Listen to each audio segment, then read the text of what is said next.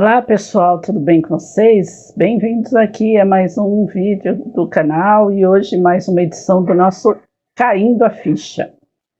Eu estou gravando aqui no jogo do Brasil contra a Coreia. Eu não sou muito fã de futebol, tá ok, legal, Copa, mas se eu tenho mais o que fazer, eu vou fazer mais o que eu tenho que fazer, né? Então vou aproveitar esse tempo aqui e trazer aqui para vocês esse Caindo a Ficha. O pessoal está assistindo lá na sala, acabou de sair o terceiro gol no primeiro tempo e tá bagunça lá, mas tudo bem, vamos lá. O que é o nosso Caindo a Ficha de hoje? Eu já falei aqui para vocês, né, que eu estou fazendo alguns cursos na área do desenvolvimento pessoal.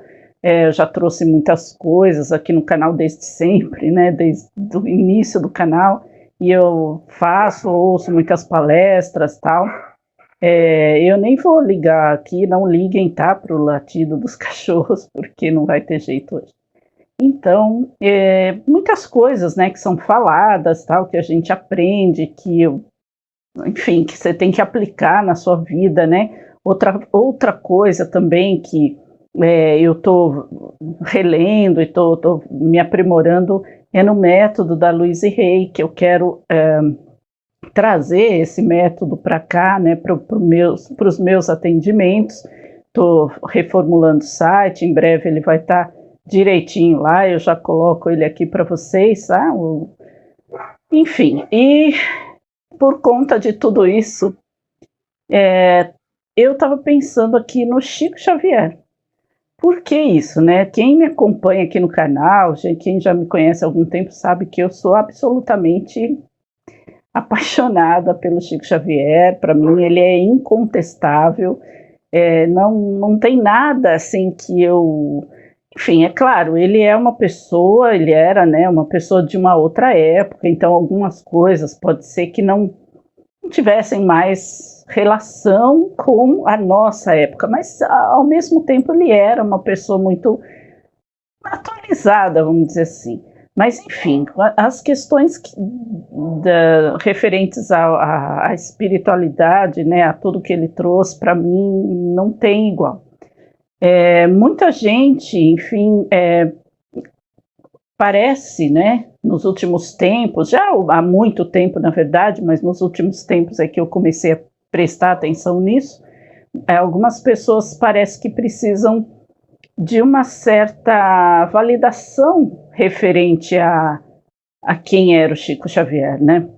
Enfim, a validação que eu me refiro assim, a antecedência dele como encarnação, né? Quem ele foi em encarnações passadas.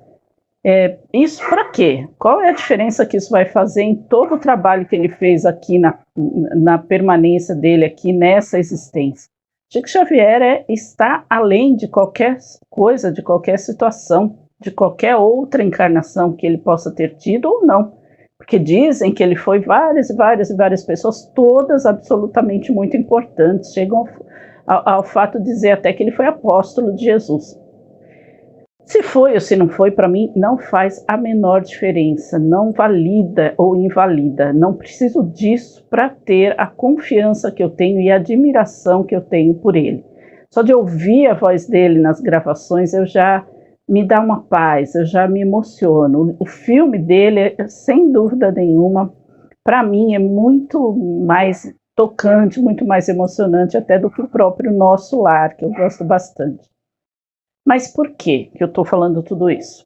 Porque ele, eu estava pensando na postura dele como pessoa aqui, como ser humano, né? Em toda essa humildade. Para quem estuda a área de comportamento e a área de desenvolvimento pessoal,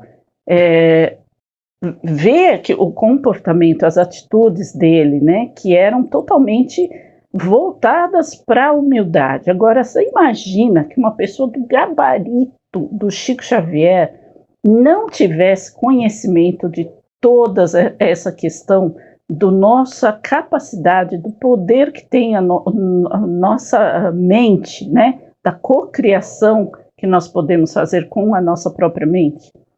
Invariavelmente sim, para mim, sabe? Eu tenho isso como convicção. Isso e tantas outras coisas a mais que ele não pôde trazer no momento em que ele estava. E ele já foi muito além disso, porque quando a gente vê que em 1930 e pouco, mais ou menos 34, se não me engano, ou 39, não recordo bem, eu tenho até o livro, mas hoje eu não estou aqui no meu ambiente, vocês podem ver que tem um Homem-Aranha aqui, ó. Eu estou aqui no quarto dos meus filhos, mas enfim, nessa época ele já trouxe o livro Cartas de uma Morta, que foi uma mensagem psicografada que ele trouxe da mãe dele, né? Então a mãe dele, na verdade, trazia as informações através de alguém, né, que falava. Bom, isso é irrelevante. Eram as experiências da mãe do Chico Xavier, né, a dona Maria João de Deus, no plano espiritual, em que ela viajou para Saturno, enfim, para outros lugares, e trouxe, acabou de sair outro gol, e trouxe as informações. Então, nessa época, imagino que foi confrontar, imagino que foi trazer esse tipo de informação numa época daquelas. Então, ele já trouxe muita coisa além, né? Todo o pinga-fogo, enfim, tudo mais. Agora, imagina se ele trouxesse as informações ao nível que a Helena Blavatsky trouxe. A Helena Blavatsky trouxe toda essa questão relacionada ao poder de cocriação das pessoas, e houve, inclusive, um conflito na época dela com o espiritismo, que já existia no mundo, né, na França principalmente, com relação a algumas informações que ela trazia.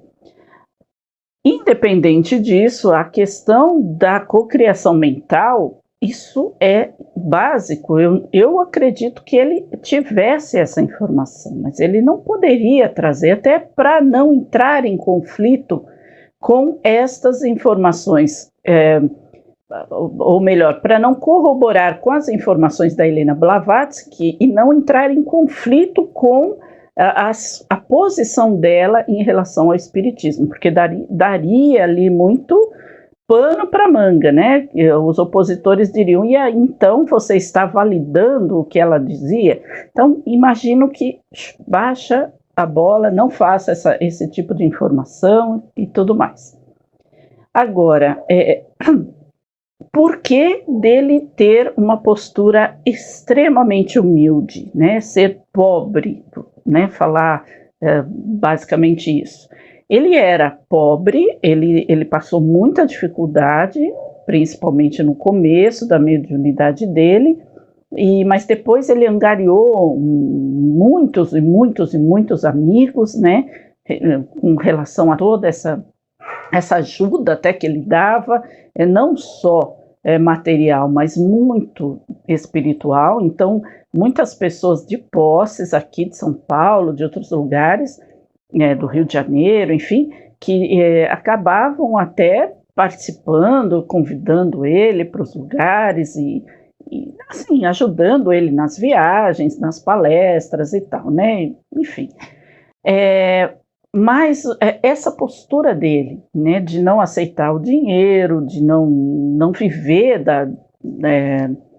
não viver da psicografia dele, o que é básico, né? Porque já que não era uma obra dele, isso eu concordo plenamente, uma obra totalmente psicografada, da autoria, ele só deu o tempo dele, como um trabalho espiritual, então você não vai cobrar por isso. Então, claramente, para mim, tá ok, tá de graça aquilo que você recebeu de graça. Se você nasceu com aquele dom, ok, mas se você foi lá e fez um curso para adquirir aquele dom, um curso pago, então, não, né? Agora, voltando aqui à questão, por que disso? Na época do Kardec, Kardec era uma pessoa extremamente culta, ele era um professor, ele tinha, né, vários contatos, e quando ele começou a desvendar, a codificar o espiritismo e todas essas questões, a pesquisa e tudo mais, ele teve, lógico, ele enfrentou lá muitos desafios, muitos conflitos, teve vários problemas, ele próprio também passou por dificuldades, a gente pode ver lá no filme, né, que tem na Netflix, sobre o Kardec. Ele perdeu o emprego, ele dava aulas particulares para as crianças na casa dele, a esposa dele dava aula, parece que de piano, enfim, para conseguir sobreviver até que ele se reergueu profissionalmente novamente, e aí também foi dando continuidade aos estudos, às pesquisas relativas ao espiritismo, a toda a codificação e tudo mais. Ele teve muitos... ele tinha muito contato com pessoas de muito gabarito cultural, né? Editores, cientistas, então que compartilhavam com ele esse pensamento já que veio a se tornar o espiritismo. Então foi algo assim que passou a ser considerado algo de elite, né? Tanto é que quando, em 1908, se não me engano, eu já trouxe aqui essa informação, mas agora eu me esqueci, quando surgiu a Umbanda aqui no Brasil, foi justamente por isso, né? Porque eu não sei, gente, eu vou colocar depois a data certa aqui, eu não sei se eu tô falando certo, a memória não deu muito... Não funcionou muito bem aqui. Falar nisso, vocês gostaram do meu look hoje aqui, ó? Eu estou totalmente ao natural hoje aqui, ó. Mas enfim, vamos lá. Quando surgiu a Umbanda, né? Porque justamente por isso, para dar passagem a esses espíritos, vamos dizer, mais humildes, né? Os caboclos, os pretos velhos, os índios, de uma forma geral, esses espíritos mais humildes, porque o espiritismo, mesmo aqui no Brasil, era tido como de elite. Hoje, quer dizer, hoje não, né? Mas há alguns anos atrás, dizia-se que quem que acreditava nisso eram pessoas sem cultura.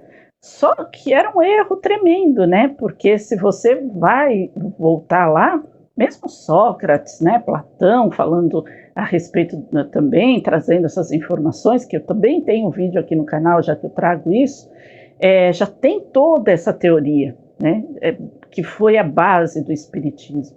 Kardec já tinha essa validação dos cientistas, de uma equipe, pessoas de muita cultura. De uma forma geral, o espiritismo ficou conhecido como algo de elite. Então, aqui no Brasil, nessa época, era também algo de elite.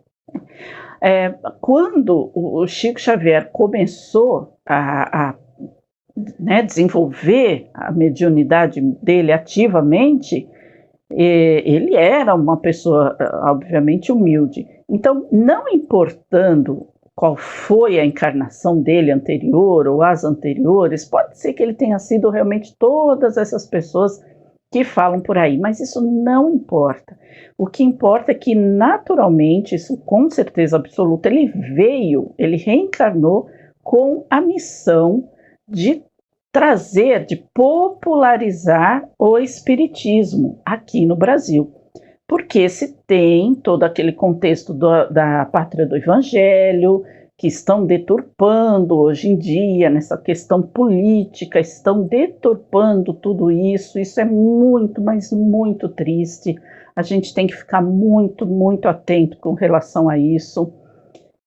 Mas, enfim, não vou entrar nesse assunto, mas tem, né, essa questão da pátria que veio, obviamente, muito depois do próprio Chico Xavier, mas era algo já que existia, né, no plano superior ali, no plano espiritual, já se sabia disso, dessa missão do Brasil ser o coração do mundo, da espiritualidade. Veja bem, pátria do evangelho não significa propriamente o espiritismo, significa a espiritualidade.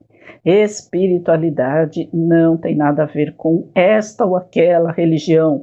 Mediunidade não é atributo de espírita, nem de umbandista, nem de candomblé, nem de nada.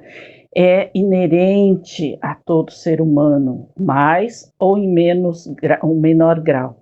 Então, ser o coração do mundo e a pátria do Evangelho significa trazer a palavra de Jesus, trazer a espiritualidade, não propriamente o espiritismo, mesmo que essa informação tenha vindo numa base espírita. Não está escrito que vai ser a pátria do espiritismo, está escrito que é a pátria do Evangelho. O Evangelho não é católico, não é espírita, não é nem sequer cristão. O Evangelho é o Evangelho. Cristão é uma denominação dada aos seguidores de Cristo, mas o Evangelho ele pode ser lido, assimilado e seguido por um budista, um hinduísta, um muçulmano, que gostem daqueles ensinamentos, e não seja ele um espírita, um cristão, né? Enfim, como, obviamente, já se tinha toda essa informação, então precisava popularizar também as questões da mediunidade, né? Independente de ser ou não espírita, mas a mediunidade, essa capacidade das pessoas em se comunicar, ou seja, tudo isso é espiritualidade, o conhecimento do mundo espiritual. O mundo espiritual tido por outros seguidores, como católicos ou como evangélicos, significa apenas o céu e o inferno, né? E o purgatório, significa os bons e os maus, nesse sentido. O espiritismo tirou um pouco isso, né? Tirou um pouco essa nuance, mas não deixa de ser ainda umbral, né? Umbral e plano superior. Então, é a real, tudo bem, ok, mas caiu, peraí.